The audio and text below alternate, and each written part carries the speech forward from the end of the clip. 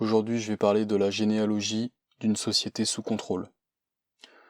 Nous sommes au XXIe siècle, une ère inédite où l'individu est libre de se définir. Mais cela n'a pas toujours été le cas.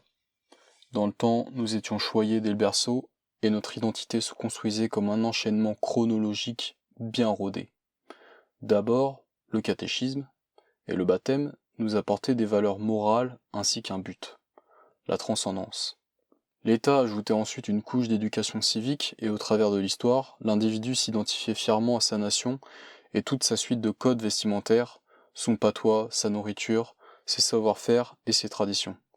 Puis dans la plupart des cas, la famille finissait le travail en apportant une structure stable dans laquelle le futur citoyen pouvait trouver un modèle clair à reproduire. On pourrait à ce titre parler d'État-providence au sens de pourvoyeur d'une matrice où l'individu s'identifie aux autres ainsi qu'à l'effort collectif, puisque ses semblables, ainsi que lui, tous ont été inculqués des mêmes valeurs nationales. Mais lentement, cet État-providence qui façonnait les mœurs de l'individu a opéré une mutation. Autrefois vantée victorieuse, rebelle et chrétienne, la France est aujourd'hui présentée dans les livres comme une honte avec laquelle il faut vivre. Colonisation, esclavage, collaboration, va-t-en-guerre et j'en passe. Aussi, la devise nationale, travail, famille, patrie, laisse place à un nouveau triptyque suggérant la libération de l'individu. Liberté, égalité, fraternité. Trois mots valises dont la signification est parfaitement abstraite et la définition propre à soi. En réalité, l'État n'a jamais été aussi présent dans notre vie privée. Ce n'est plus l'État qui s'impose, c'est l'État qui s'intègre.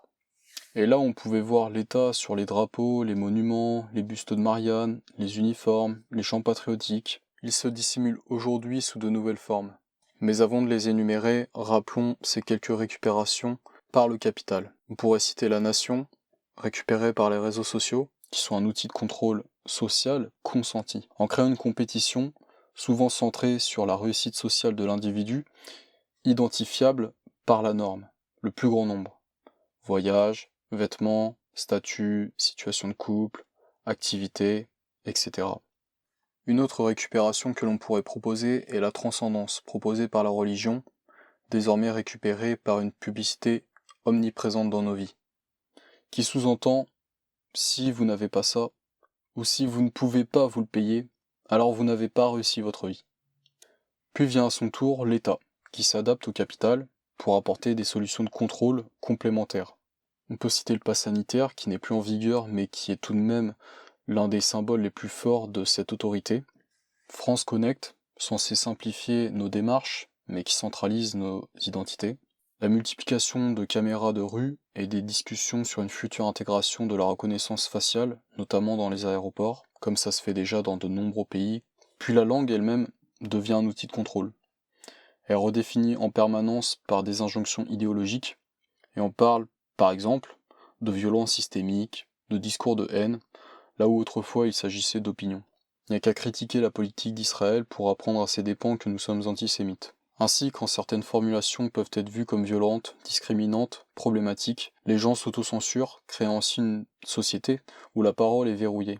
Alors, ce n'est plus ce qu'on pense qui peut compter dans le débat public, mais c'est ce qu'on ose encore dire. Parmi les outils de contrôle, la finance, avec des aides numériques, des subventions complaisantes, des allocations sociales, des tickets de rationnement comme le chèque énergie, cela afin d'avoir un ascendant total sur la population et dissuader les soulèvements populaires. Autrement dit, on nous tient par les couilles. Enfin, des lois d'exception devenues la norme, avec l'état d'urgence, les lois anti-haine, anti-fake news, etc., qui sont une atteinte à la liberté d'expression et la porte ouverte à une pensée unique. Et tout cela en anticipant l'action des lanceurs d'alerte.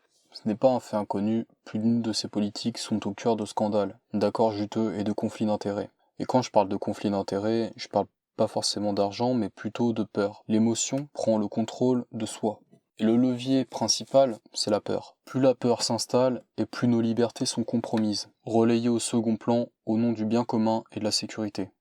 Mais si la peur paralyse, la sécurité stérilise. Si le monde n'est ni tout blanc, ni tout noir, celui de la sécurité intégrale est gris. Il bride la vie en nous. Comment éprouver de la reconnaissance envers autrui quand le crédit social nous oblige à feindre courbettes et courtoisies ? Que penser de l'humain lorsque tout nous rappelle qu'il doit être surveillé?